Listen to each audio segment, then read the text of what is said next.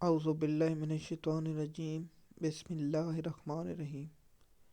M S news H D 5 کی ناظرین السلام علیکم۔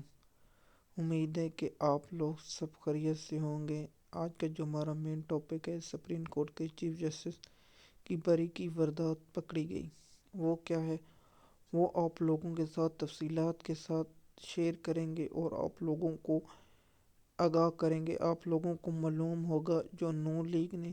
سپریم کورٹ کو کنٹرول کرنے کے لیے جو ترمیم کی تھی اور اس میں کامیاب ہو گئی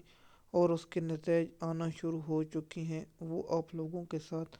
آگاہ کرتے ہیں۔ اسلام آباد ہائی کورٹ میں ججوں کی تعداد بڑھا دی گئی ہے، جس کی تعیناتی کے لیے پاکستان کی تمام ہائی کورٹوں، اسلام آباد high court, Lahore high court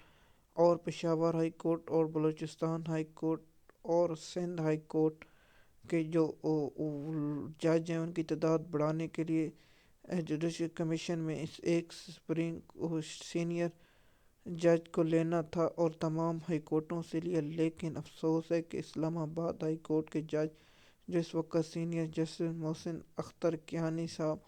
اس کو نہیں لے گیا، اور یہ خبر متی اللہ جان اور ثاقب بشیر اور جیو نیوز کی نمائندہ مریم نواز خان نے دی ہے، اور اس پر ہم ویلاگ بنا رہے ہیں اور آپ لوگوں کو اس کی تفصیلات سے آگاہ کرتے ہیں۔ جسٹس اسلام آباد ہائی کورٹ کے 6 اور 7 جج جو بہادر ہیں، سب سے پہلے justice Babar Farooq Sattar, justice Ishaq Khan, justice Mohsin Akhtar Kayani اور جسٹس جو ہیں ان نے پاکستان کا عدالتی وقار بلند کیا، اور ان لوگوں نے کہا کہ ہم قانون اور آئین کے مطابق دیں گے فیصلے۔ جو پاکستان سپریم کورٹ پر ایک عمران خان کی نفرت اور عمران خان کے بغض میں اور پاکستانی قوم سے نفرت اور قانون کا دشمن، آئین کا دشمن، پاکستان کی معیشت کو تباہ کرنے والا کردار جیسے قاضی فہد عیسیٰ تھے، اور ان لوگوں نے جو خط لکھا تو پاکستانی قوم کو امید تھی کہ سپریم کورٹ سے انصاف کی امید آئے گی، لیکن افسوس پاکستان کی سپریم کورٹ کو جو تباہ اور برباد جسٹس امین الدین خان، جسٹس منصور اور جسٹس جاج افریدی صاحب اور قاضی فہد عیسیٰ اور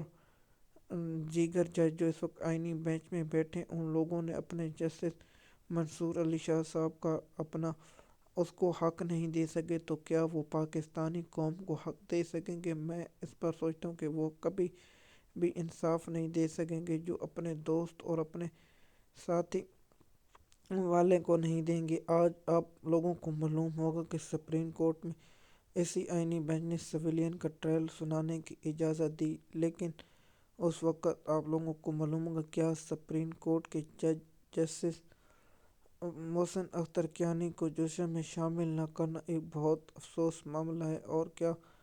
سپریم کورٹ کے جج ایسی کیسے کر سکتے ہیں؟ اور جاج افریدی صاحب،